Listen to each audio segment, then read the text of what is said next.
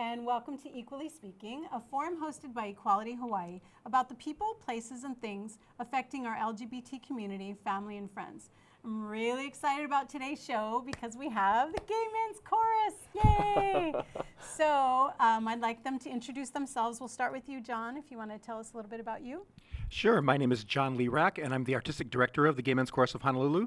I was raised in the cold reaches of New York State in a small town called Watertown, and I first moved out here when I was right out of college and moved to Hawaii when I was 22.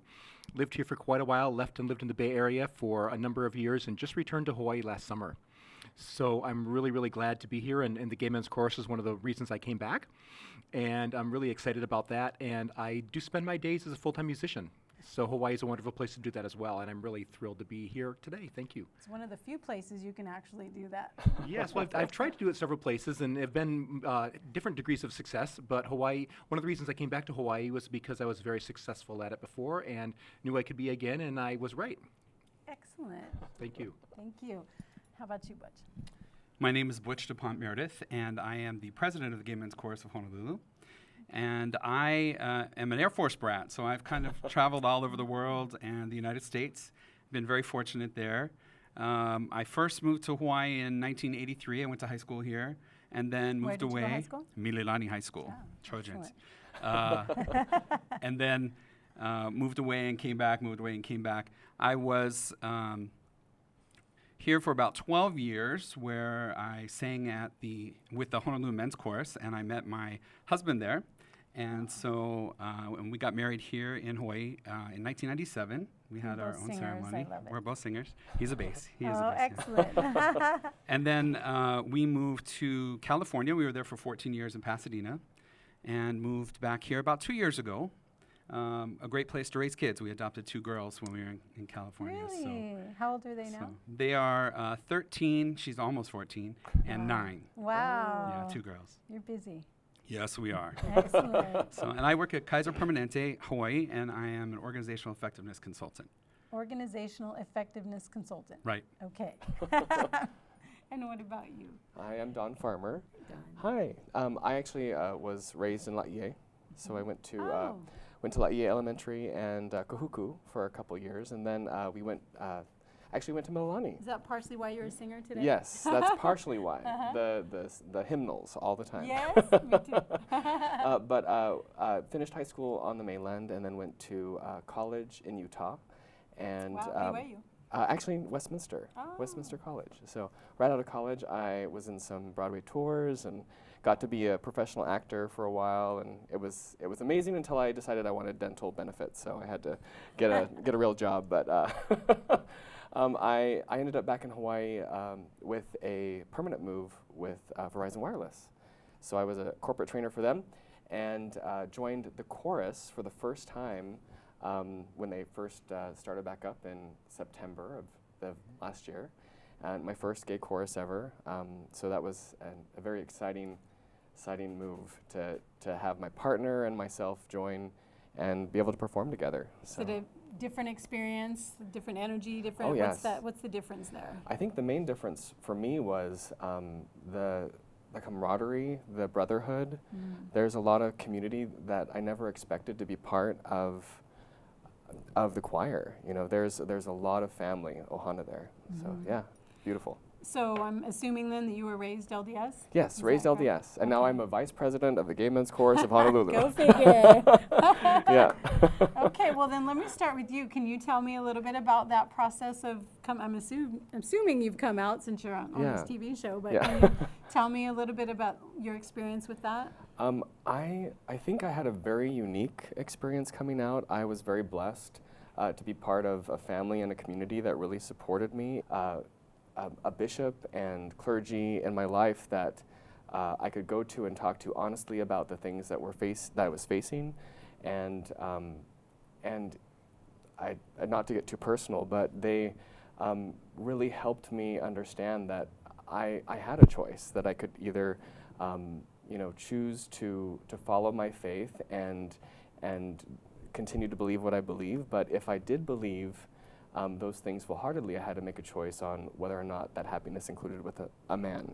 And so it was that gray area that allowed me to come out to my family and say, this is what I'm dealing with, this is where I'm going, and it really was beautiful. It wasn't the scary stories that you heard all the time in the church where a whole community disowns you and shuts you out, or you know, even worse. You know, so it was very, very blessed. You're very fortunate. Yeah, thank you. Excellent. I'm happy about that. And what about you, Butch? You got a story for us?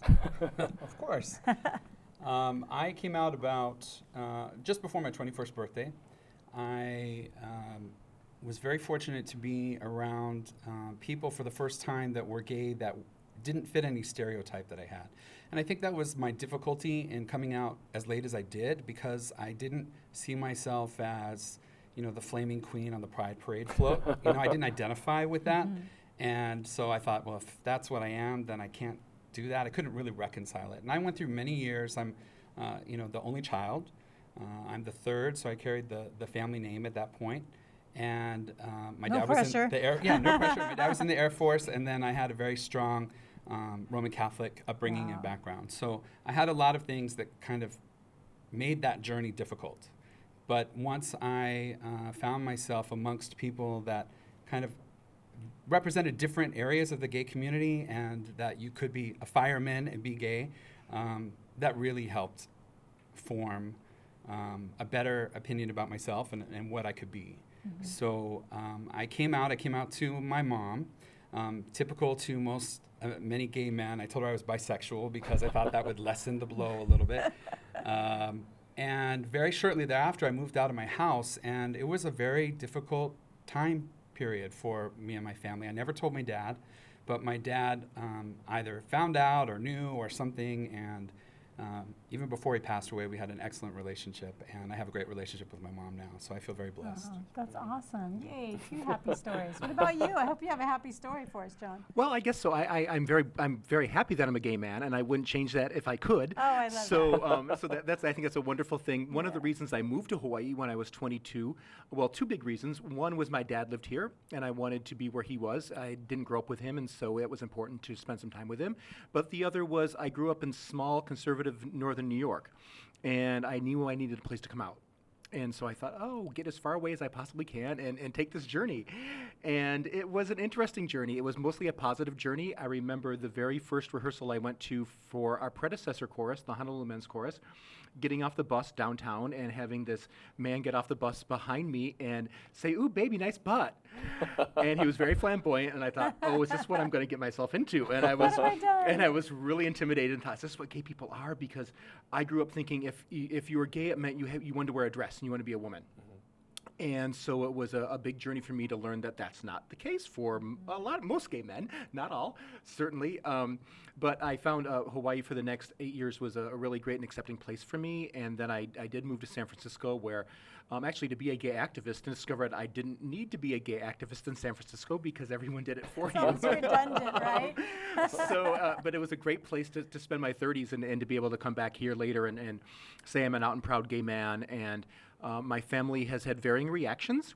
My sister is a Southern Baptist, and we've had the gamut of conversation from "honey, as long as you're happy" to "you know you're burning in hell." And she's come around a lot more in the last few years. My father's a retired Marine colonel, and that was, well, you know, there's no such thing as a gay Marine, which, of course, we all know that's not true. And he's had varying degrees of acceptance. His fourth wife had a gay son, and she would go clubbing with him, and she was super accepting of him, and so she was really good for my dad in learning how to be more accepting of me.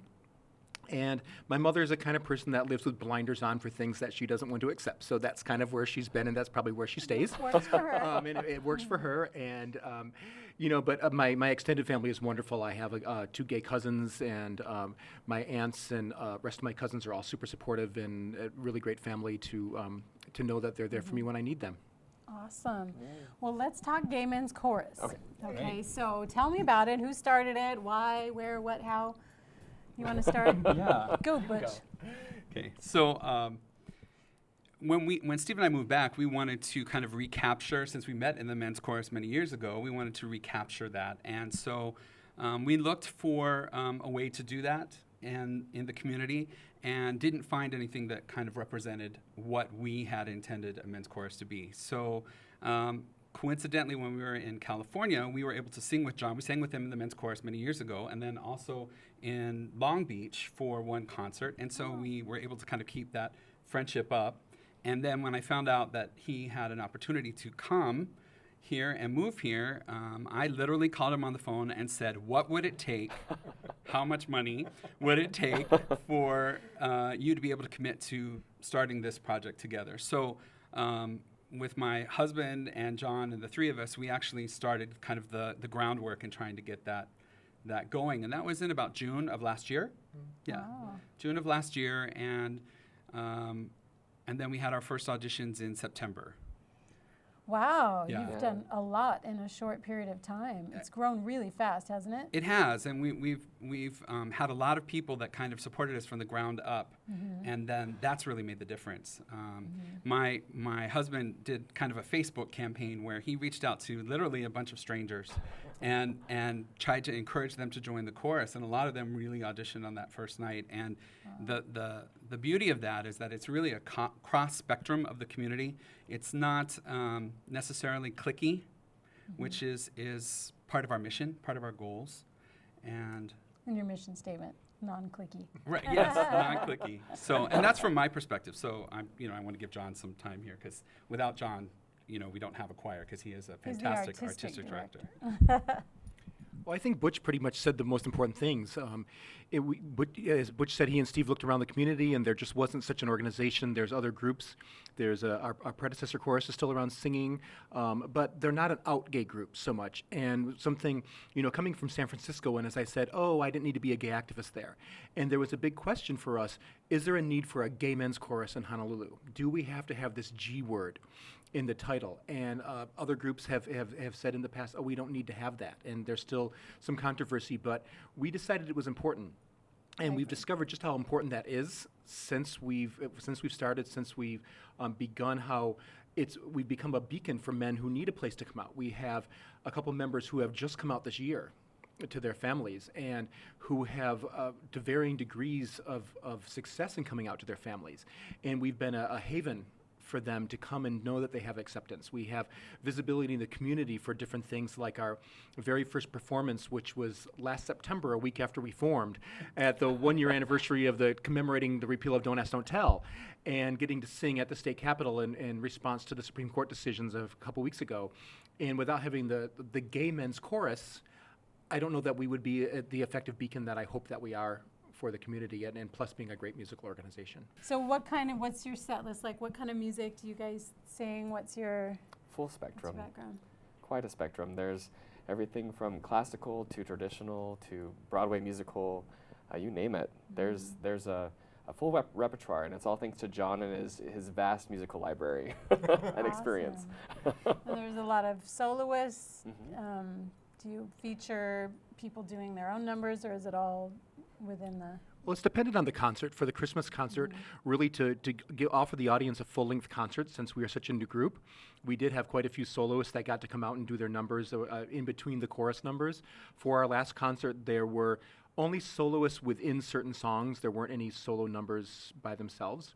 But our concert in August, it's really meant to feature our solo singers, and we have some amazing voices in this group, and so audience members will get a chance to hear some solo singers, some duets, maybe some other groups as well, some smaller ensembles. But as Don said, we do a wide variety of things, from everything from Broadway musicals, as he said, to Lady Gaga, to who are we doing this summer.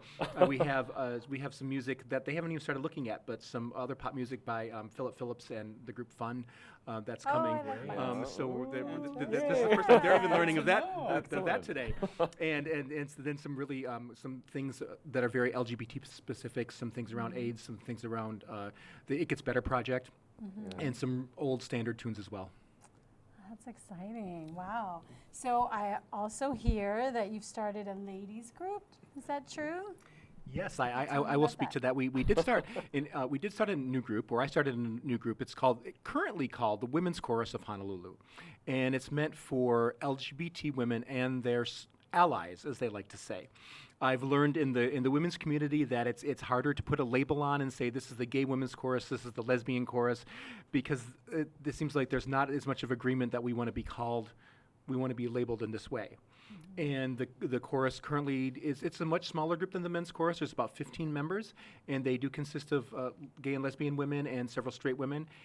And I am letting them kind of lead me as to what we're going to ultimately call this organization. But they're a wonderful group of women, and we rehearse on Thursdays, and we had our premiere performance. We sang at Pride along with the guys. They got to sing a number by themselves, and they did a joint performance, and then they came on to our concert in June at the Hawaii Convention Center and sang 2 songs of their own and 1 song with the men.